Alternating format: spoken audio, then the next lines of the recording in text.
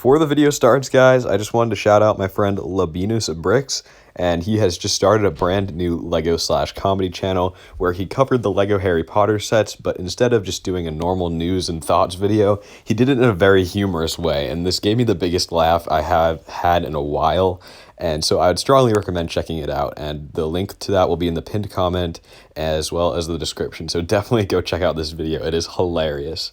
What is going on, guys? My name is Yas, and welcome to a brand new video, which is actually going to be the last, sadly, in my series of Lego Harry Potter analysis for the August wave of 2020 sets. Now, of course, I will be doing plenty more analysis videos in the future once more images of new Harry Potter sets come out, but this is going to be the last for this wave. But today we are going to be looking at the Hogwarts Astronomy Tower, which has 971 pieces and will retail for $100 when it is released in the US. It also has 8 minifigures and is the biggest expansion that we've gotten to the place scale Hogwarts to date in terms of pieces. So let's take a look at the minifigures first.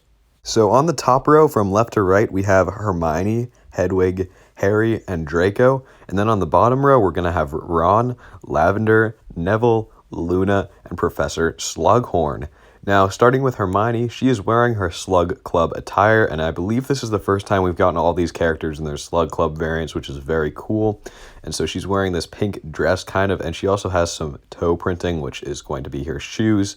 And then she has a brand new face print, I believe, and she is using her old hairpiece from back in 2011. I think it looks really good for this formal attire, but I don't think it should really be used in any other context because there's like a braid in the back and everything, and it was originally used as a princess hairpiece for Lego Castle. So I think it makes sense here. I'm just glad they're not using it everywhere else, because I do think the 2 new molds that she's gotten since the 2018 reboot have been really good for her hair.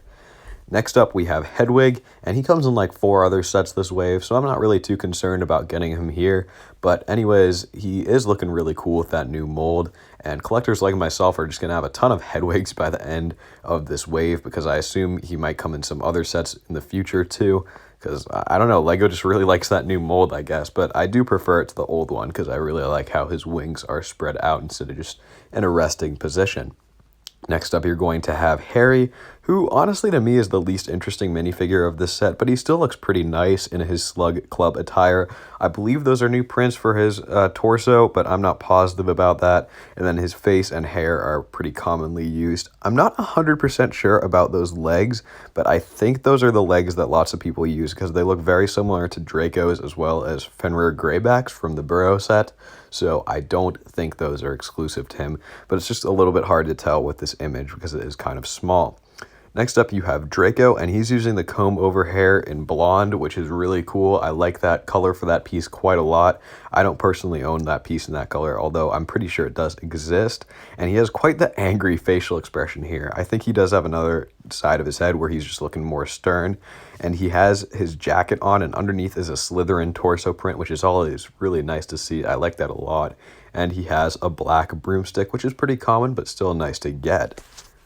Ron and Lavender are both looking pretty snazzy in their Slug Club uniforms. Ron, of course, is using an existing face print and hairpiece and legs as well, but that torso print is brand new. And Lavender's looking pretty nice. I think that's actually a friend's hairpiece that she's using because you can see a bow can attach from the back. And people are really bashing on this minifigure, but I don't understand the hate. I think it looks pretty similar to the actress and very similar to the way that she's described in the book, even though she's such a minor character in the Half-Blood Prince in the book compared to the role that they gave her in the movie.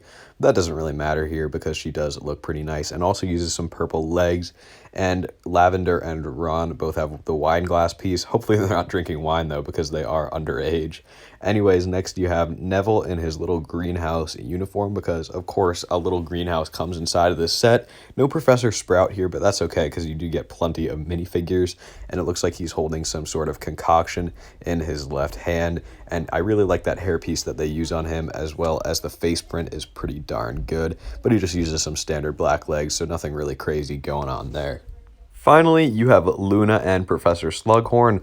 Luna's using that same hairpiece that was introduced back in 2018, and she comes in two sets this wave, but this is an exclusive variant of her, and I really like the dress that she's wearing. And she actually has dual molded legs, which is really nice to see as well, and that is a brand new print, and she is holding a potion as well. It might be the love potion, although I'm not positive. I'm not too familiar with the lore of Half-Blood Prince. It's probably the movie that I've watched the least amount of times.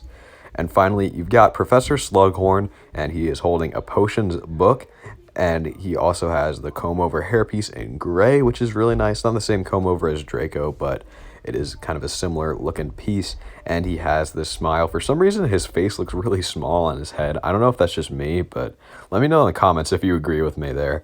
I don't know. But he is also rocking this brand new torso print, which looks really nice, and just some standard legs once again. Now for some smaller side builds and food accessories that you get inside of this set, it looks like Neville is going to be serving with a platter, and then there is kind of a small table to the left where you can see there's a chocolate fountain, and a very interesting piece usage there where they actually use the poop piece to represent chocolate, but to me, it just is going to look like they're eating crap, quite literally. And I don't know about that one. And then there is kind of this lantern set up towards the right. I'm not positive what that's supposed to be, actually. It uses the lantern piece, and it looks like they're supposed to be lanterns. It might just be some background scenery for the Slughorn party. I'm not positive about that, though.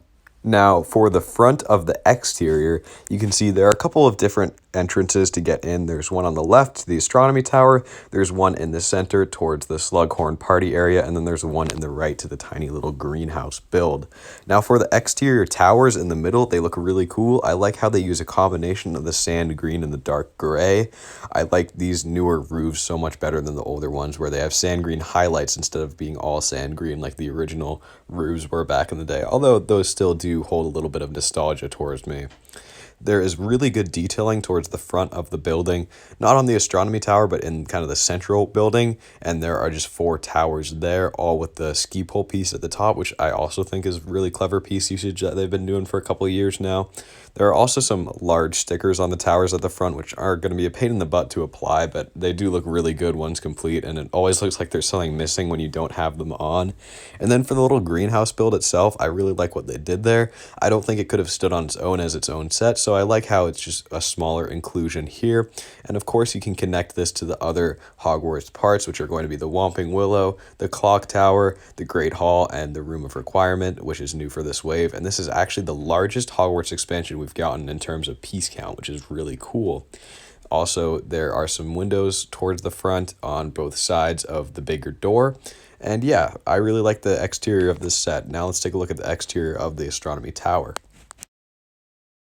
The front of the Astronomy Tower itself honestly has to be some of the best architecture we've gotten in a Playscale set in a while. If you look at all the individual towers and how well they're constructed, it's amazing. And then that middle tower towards the right just looks absolutely fantastic with the way that it's curved and how you have some little archways over the windows, even the little spikes that they use using those tail pieces from the Hungarian horntail. Wow, I'm honestly blown away. And then there, of course, is the window towards the front, which is a pretty significant detail for the Astronomy Tower itself. I feel like you could put this behind the direct-to-consumer Hogwarts, and if you put it far enough behind to make it look like it's kind of micro scale, I feel like it could fit in very well because of just how highly detailed this is. It's honestly phenomenal. It really blows the Clock Tower and the Great Hall out of the water, which were the big expansions from the years prior. There are also some sand green highlights towards the top, which look really nice, and there are just a whole bunch of windows and other smaller towers that are included. I bet this is going to be really fun to build. I always like stacking a bunch of the cylindrical pieces on top of each other, and you can kind of see you get that both to the left and to the right. And there isn't too much sticker usage here, which I really appreciate. There are just some smaller ones for finer details, which is really, really good. Now let's take a look at the inside, which is also amazing. So looking at the interior of the set, on the left side there is the greenhouse where it looks like some mandrakes are being grown. I really like the roof on the greenhouse for some reason. You can even see towards the middle they use the dragon headpiece from Ninjago, which was a really clever part usage in my opinion, because you know, dragons are a big part of Harry Potter, and it looks like there are some mandrakes being grown in there. You get a ton of the mandrake top piece inside of this set, the little plant thing that goes in 3 directions. And then in the middle, there's kind of the Slug Club area where you have lots of different food items, and you can put your table in the middle and position all the minifigures to make it look like they're just having a big old party in there. There's a chandelier towards the top, and I really like how the designers made it so that the candles are different heights to show that they're going to burn out at different times. I don't know, that's such a tiny detail, but they included it nonetheless. It's just the really cool things that you see in Lego Harry Potter sometimes that I appreciate. And then on the right side, you just get this small room where there's really nothing going on. There's just a little place to put Draco's broomstick, but I think that just kind of serves as an entrance for the set. And then you can see right above the room with Draco's broomstick inside of it, there's a small potions area, and I believe this is because the Half-Blood Prince has a strong theme of potions, where Slughorn is the potions teacher, and then Snape is defense against the dark arts teacher, but Snape wrote in a potions book about the Half-Blood Prince, and that's where the movie gets its title from, so I can see why they would put a small potions area in there. The Astronomy Tower is 5 floors tall total, which is awesome. I think this is one of the tallest Lego towers we've gotten in a while. And on floors 3 and 4, which is what you're looking at right now, the 3rd floor is actually the Ravenclaw common room, which is really cool. And it adds on a nice addition to the Gryffindor common room that came inside of the Whomping Willow set. And it was very small inside of the set. And this is a very small common room too. But I don't really think you need a huge area for each common room. I just hope we get one of each, and then eventually we'll get the Hufflepuff and Slytherin ones in future waves. That would be really cool. And then you just get 2 beds in there, and you get a golden candle as well as a bookcase. And then on the area above, this is actually the astronomy part of the Astronomy Tower, where you've got Ron and Lavender just chilling up there.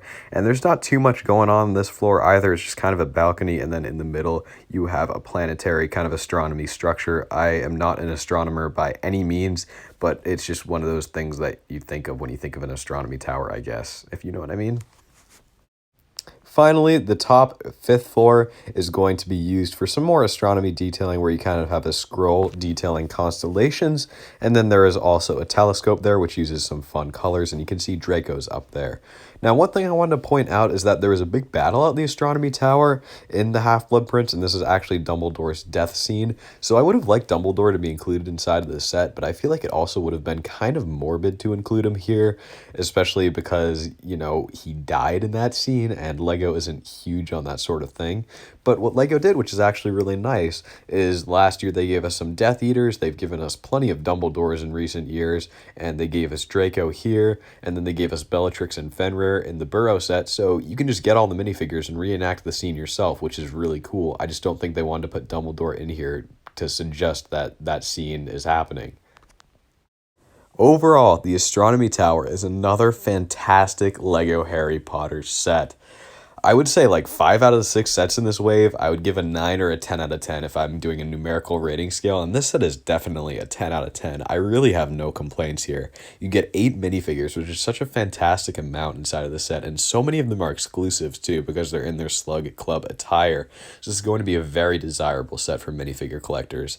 And then for playset people like me, you get so much interior space to mess around with your minifigures.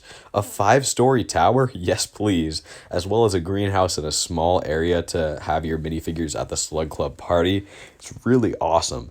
And I like how they focus most of the pieces inside of the main build instead of giving us like a decent sized main build and a ton of little side builds. No, they give us one big main build, and then they gave us a really tiny table and a really tiny lantern build, which I don't complain about at all. This set is just so amazing to me. I feel like if you had to walk into a store with $100 and pick this or the Burrow, people would have a really hard time making that decision because both of these sets are so amazing. This entire wave is amazing. The Forbidden Forest set to me is just okay, but all 5 other sets are just incredible. Lego really blew it out of the water on this one, and I am just blown away by every one of these sets, especially this one and the Burrow. Those two have to be my favorite. I know usually the biggest sets are most favored, but those 2 sets, wow. So I want to know what you guys think of this set. Am I being too nice to this set? I feel like I'm not. I feel like I can't praise it enough. But let me know what you guys think of this set and the entire wave, since now this analysis series is over. But thank you guys so much for watching. I will see you later. Yasta out.